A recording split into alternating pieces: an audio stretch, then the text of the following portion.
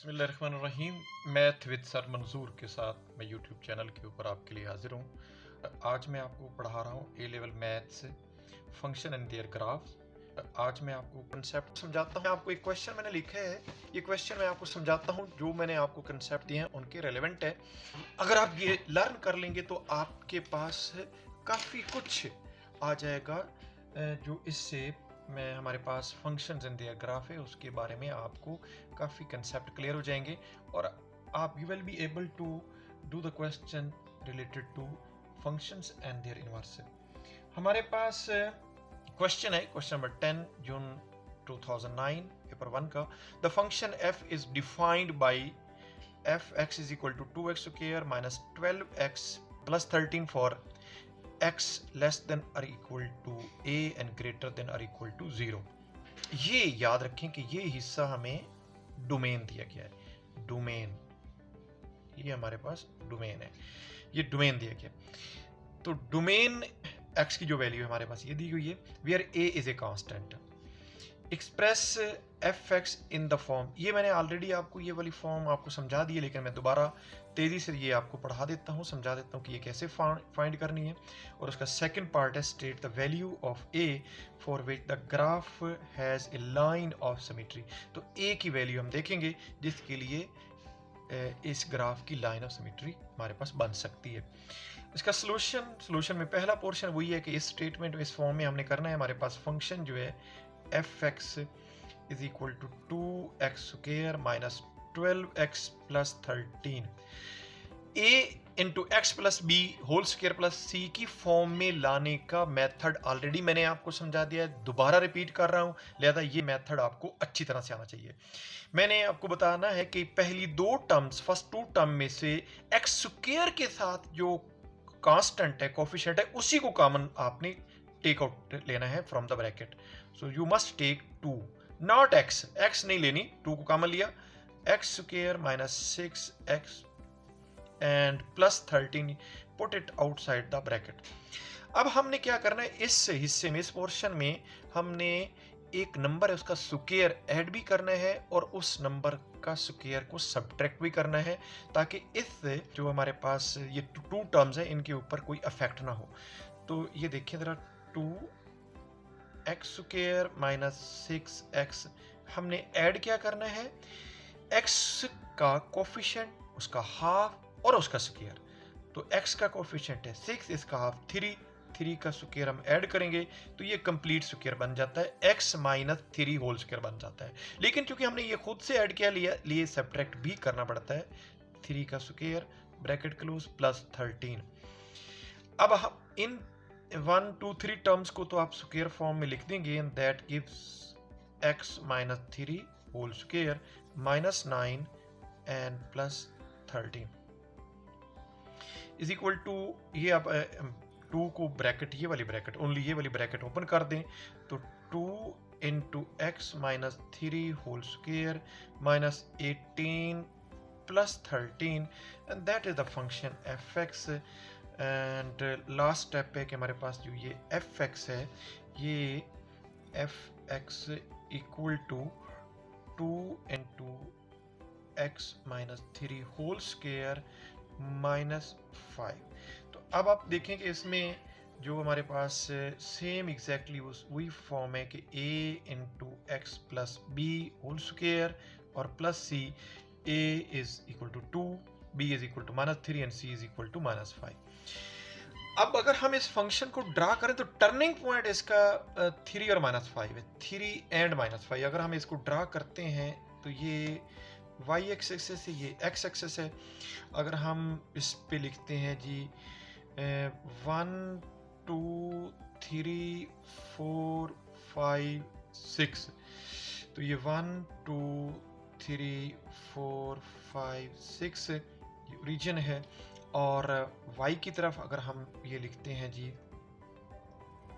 -1 -2 -3 -4 -5, ये -5 है, -4, और ये आपको अब क्लियर हो गया होगा, -3 -2 और -1। ऊपर भी है 1 2 3, 4, 5। सबसे पहले हमने इसका टर्निंग पॉइंट है जो कि 3 और -5 है। 3 और -5 ये हमारे पास टर्निंग पॉइंट है। और अब हम इसको देखेंगे कि टर्निंग पॉइंट तो हमारे पास ये है। मज़ीद हम ये देखना है कि इसने वाई एक्स को और एक्स एक्स को कहाँ पे इंटरसेप्ट करता है। वाई एक्स के लिए हमें एक्स एक्स को देखना है। एक्स एक्सिस को इंटरसेप्ट करने के लिए हमने इसको इक्वल टू 0 पुट कर देना है और फिर हमने इसकी वैल्यू फाइंड कर लेनी है जो कि हमारे पास 2 वैल्यूज़ आती हैं, जो कि x की वैल्यू हमारे पास आती है 5/2 अंडर रूट और +3 हमारे पास आता है प्लस माइनस ये वाली वैल्यू हमारे पास x की आती हैं। और y की जो वैल्यू आएगी उसमें आपने x0 पुट करना है और y की वैल्यू x0 पुट करने के बाद आप देखेंगे तो ये 9, 18 और 18 में से 5 सब्ट्रैक्ट कर लें तो दैट गिव्स यू 13। तो ये 13 के ऊपर कहीं इंटरसेप्ट करता है इसको। तो ये जना हमारे पास कोई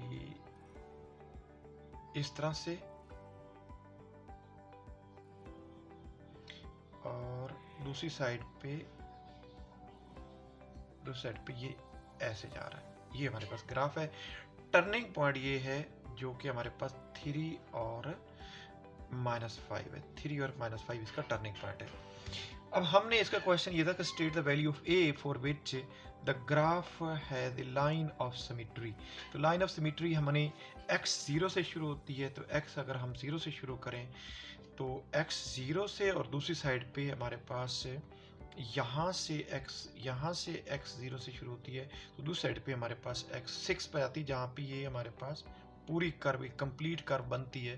तो दूसरी साइड पे x जो है 0 से लेकर 6 तक हमारे पास ये बनती है। 0 से 6 तक, ये 0 से 6 तक। तो x की वैल्यू तो हमारे पास x इज लेस देन और equal to 6 and greater than और इक्वल टू 0। तो a की वैल्यू हमारे पास यहाँ पे बनती है 6, क्योंकि x अगर हम ये 0 लें, दूसरी हम 6 लें, तो ये फिर हमारे पास पूरा एक ग्राफ ऐसा आता है जो कंप्लीट ग्राफ हमारे पास बन जाता है। तो x में जो a की वैल्यू वो हमारे पास 6 है। आए हम देखते हैं कि इसका अगला पोर्शन हमसे क्या डिमांड करता है। नेक्स्ट पोर्शन में हमारे पास क्या है, When a has this value find the range of f।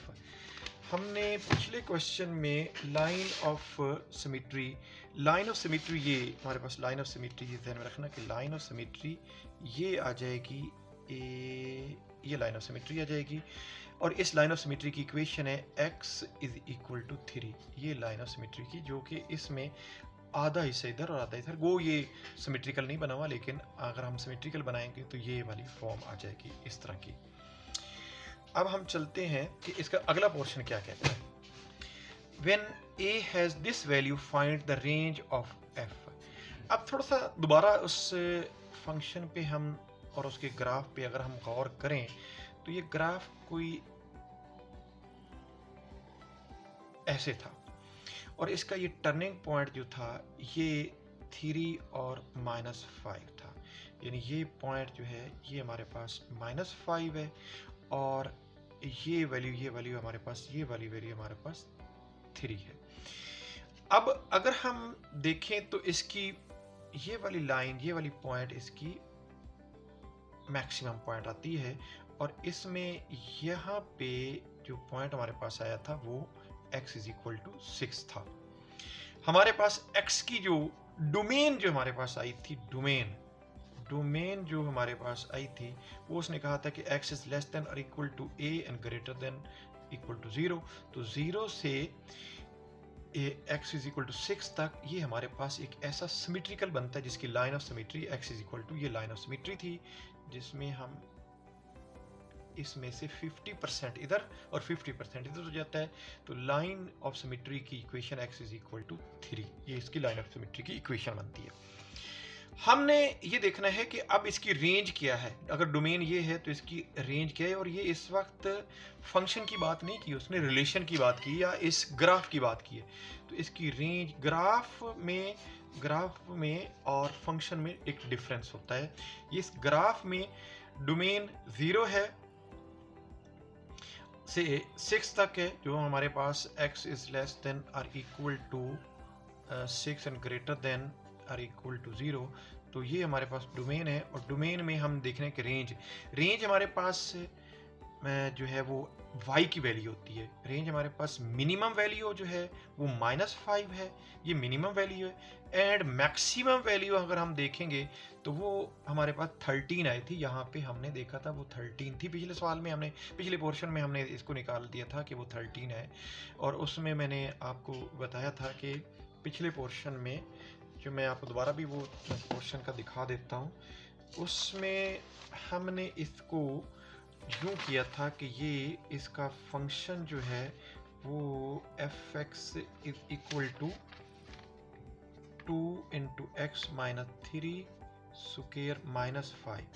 अगर हम इसमें x0 कर दें, x0 रख दें या 6 रख दें, 0 या 6 दोनों वैल्यूज, x0 या 6 रख दें, क्योंकि ये वैल्यू 6 रख दें तो भी जो y की वैल्यू सेम आ जाएगी, और या 0 रख दें तो भी y की वैल्यू। तो अगर हम इसमें x की वैल्यू 0 पुट कर दें तो -3 square give 9, 9 to the 18, 18 minus 5 give you maximum value, it will give you 13। So maximum value is 13 and minimum value is -5। तो रेंज देखना है कि मिनिमम से मैक्सिमम, इस डोमेन में मिनिमम से मैक्सिमम तक रेंज क्या आती है, यानी y की वैल्यू क्या आती है। तो so you can say the range for this domain is, you can write the range is less than और equal to 13 and greater than और इक्वल टू -5। ये हमारे पास इसकी रेंज आई है। मेरा ख्याल है आपको इस अंडरस्टैंड कर गए। अगर इस क्वेश्चन का लास्ट 2 पार्ट्स हैं, मैं चाहता हूँ वो भी मैं आपको समझा दूँ, ज़रा फोकस करें इस बात पे। The function g is defined by gx is equal to 2x square minus 12x plus 13 for x is greater than और इक्वल टू 4। अब आपने याद रखना है, मैं ज़रा दोबारा उस तरफ जा रहा हूँ जो मैंने ग्राफ बनाया था, और उसमें ये पॉइंट टर्निंग पॉइंट था 3 और -5। तो अब तो ये 4 ले रहा है, यानी अगर हम ये 1 लें, ये 2 लें, ये 3, ये 4, ये 4, अगर ये 4 लें तो 4 से ऑनवर्ड तो ये 1 1 फंक्शन आ जाता है। तो x इज ग्रेटर देन, यानी अगर ये x इज इक्वल टू 4 है तो 4 से इस साइड पे हमने जाना, तो इस साइड पे तो ये लाइन आ रही है, ये कर्व तो नहीं बनती, ये एक है तो कर्व, मगर ये इसका कोई टर्निंग पॉइंट नहीं है, ये एक ऐसी कर्व है which has no turning point. So this portion is a function, तो इसका इनवर्स भी फंक्शन होगा। तो यही बात वो पूछ रहा है कि explain why g has an inverse. यहाँ पे इनवर्स का मतलब इनवर्स फंक्शन है, तो इसका answer as gx for x greater than equal to 4 is a curve without turning point, without any turning point। इसका कोई टर्निंग पॉइंट नहीं है। टर्निंग पॉइंट हो तो फिर वो फंक्शन नहीं होता। सो ये फंक्शन 1 1 है, so it is 1 1, it is 1 1 function, it is 1 1 function, ये 1 1 फंक्शन है। Hints it's inverse is also a function, इसका इनवर्स भी एक फंक्शन होगा। क्लियर? तो उसने पूछा एक्सप्लेन करें, तो हमारा ये एक्सप्लेनेशन है कि 4 से ऑनवर्ड x की वैल्यू अगर हम 4 से ऑनवर्ड लें तो that gives A curve without any turning point, so that represent a 1 1 function, and for each 1 1 function its inverse is also a function. Remember, for each 1 1 function the inverse of a function is also a function। अगला इसका portion है g, last part I think so, वो है कि obtain an expression in term of x for g inverse x। g inverse x के लिए हमने देखना है कि वो क्या था। हमारे पास as you know that g x जो है वो हमने एक a into x minus b की फॉर्म में हमने शो किया हुआ था, लिखा हुआ था, और वो हमारे पास मौजूद था 2 into x minus 3 square minus 5। हम इससे इस जी एक्स को इस फॉर्म में हमने ऑलरेडी बना के रखा हुआ है, या हम इसको लिख सकते हैं। अब हम इसका इन्वर्स फाइंड करना है, तो लेट इन्वर्स फाइंड करने के लिए शॉर्टकट मैंने एक्सप्लेन एक मेथड दिया था, लेकिन अब हम इसको शॉर्टकट मेथड करेंगे। Let 2 into x minus 3 square minus 3 minus 5 is equal to y. हमने एक्स को सब्जेक्ट बनाना है, तो 2 into x minus 3 whole square is equal to y plus 5 and x minus 3 whole square is equal to y plus 5 over 2। ये 2 हम उधर ले जाएंगे ओवर 2, और स्क्वायर अगर हम ख़त्म करेंगे तो स्क्वायर रूट लेना पड़ेगा बोथ साइड पे, तो that give you x minus 3 equal to plus minus, ये अपने प्लस माइनस के साथ स्क्वायर रूट लेना पड़ता है, and that give y plus 5 over 2। अब माइनस 3 दूसरी साइड पे ले जाएंगे, तो अगले पेज पे चलते हैं, नेक्स्ट पेज पे, तो you will get x equal to, ये 3 जाके प्लस हो जाएगा। सो नेक्स्ट पेज है हमारे पास कि x is equal to plus minus y plus 5 over 2 square root और प्लस 3, ये हमारे पास। अब इस शॉर्टकट मेथड में आपको पता है कि इसको हम g इनवर्स y बोलते हैं। g inverse y is equal to plus minus square root y plus 5 over 2 और प्लस 3 है। अगर आप मुझे वेरीफाई करने दें कि ये जो है वो प्लस, ठीक है।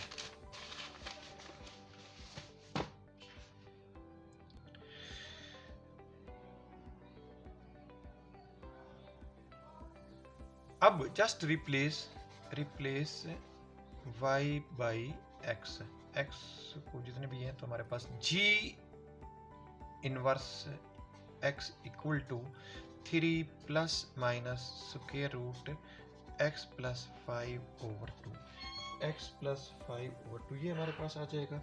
लेकिन चूंकि हमने ये देखा था पिछले हिस्से में कि हमारे पास ये वाला फंक्शन जो है वो x इज इक्वल टू, ये पॉइंट तो हमारे पास था 3 और माइनस 5, लेकिन हमारे पास x इज इक्वल टू 4 से लिया जा रहा है, तो ये फंक्शन इंक्रीजिंग फंक्शन है, डिक्रीजिंग फंक्शन नहीं है। अपवर्ड जा रहा है, ऑनवर्ड जा रहा है, तो इंक्रीजिंग फंक्शन है, और इंक्रीजिंग फंक्शन हमेशा पॉजिटिव लिया जाता है।